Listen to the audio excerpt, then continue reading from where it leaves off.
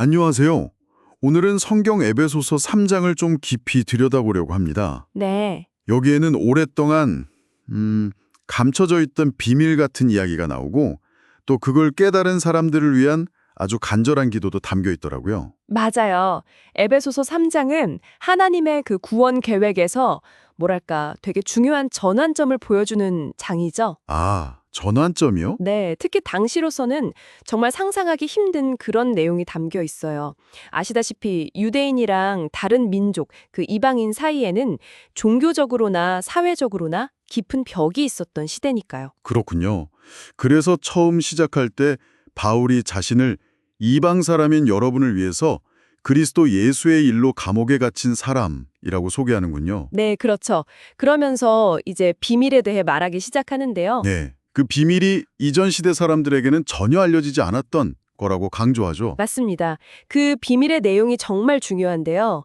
바로 이방인들이 복음을 통해서 유대인들과 똑같이 함께 상속자가 된다는 거예요. 함께 상속자요? 네. 그리고 그리스도 안에서 함께 한 몸의 지체가 되고 또 하나님의 약속에도 함께 참여하는 자가 된다는 거죠. 와, 그냥 뭐 문을 열어주는 정도가 아니라 아예 동등하게 된다는 거네요. 그렇죠. 수백 년 동안 이어져 온 그 장벽을 그냥 허물어버리고 하나님의 백성이라는 개념 자체를 완전히 새롭게 정의하는 그야말로 혁명적인 선언이었던 거죠. 듣고 보니까 당시 사회 분위기를 생각하면 정말 파격적이네요. 네네. 근데 바울은 자기를 모든 성도 중에 지극히 작은 자보다 더 작은 나라고 엄청 낮추잖아요. 맞아요. 그렇게 겸손하게 말하면서도 자기가 받은 사명, 이 엄청난 소식, 그러니까 헤아릴 수 없는 그리스도의 풍성함을 이방인에게 전하는 임무를 받았다고 아주 분명하게 말하죠.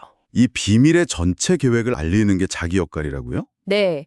그리고 이 비밀이 세상에 드러나는 그 방식도 좀 주목할 만한데요. 방식이요? 어떤 방식이죠? 바울이 말하길 교회를 통해서 하늘에 있는 영적인 통치자들이나 권세들에게까지 하나님의 그 여러 가지 지혜가 알려지게 되었다는 거예요.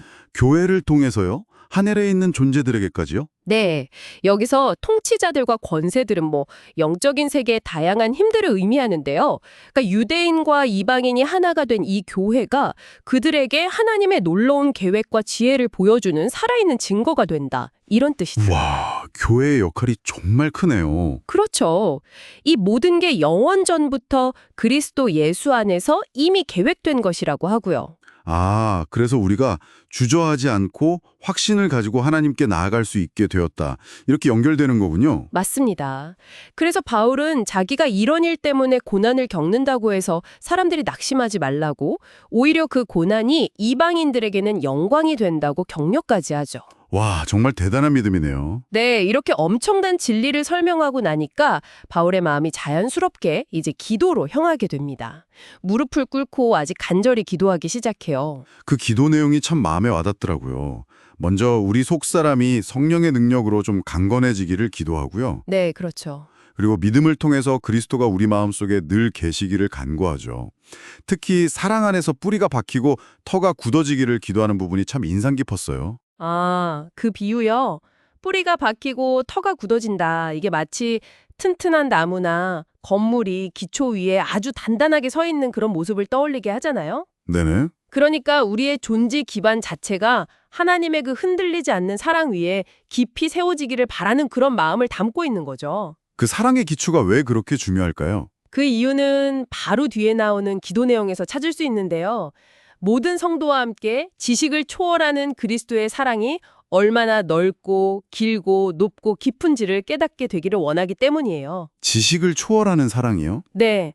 이게 단순히 감정적인 그런 사랑이 아니라 우리 존재 자체를 변화시키는 그 그리스도의 희생적인 사랑을 깊이 경험할 때 비로소 우리 안에 하나님의 성품과 능력, 그러니까 하나님의 모든 충만하심이 가득 채워질 수 있다는 의미죠. 아, 인간의 이해를 넘어서는 그 사랑을 아는 게 핵심이군요. 그렇죠. 그걸 알아야 한다는 거예요. 지식을 초월하는 사랑을 경험함으로써 하나님의 충만함으로 채워진다.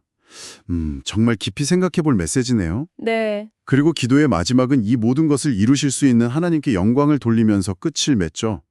우리가 구하거나 생각하는 것보다 훨씬 더 풍성하게 이루실 수 있는 분이라고 막 찬양하면서요. 맞습니다.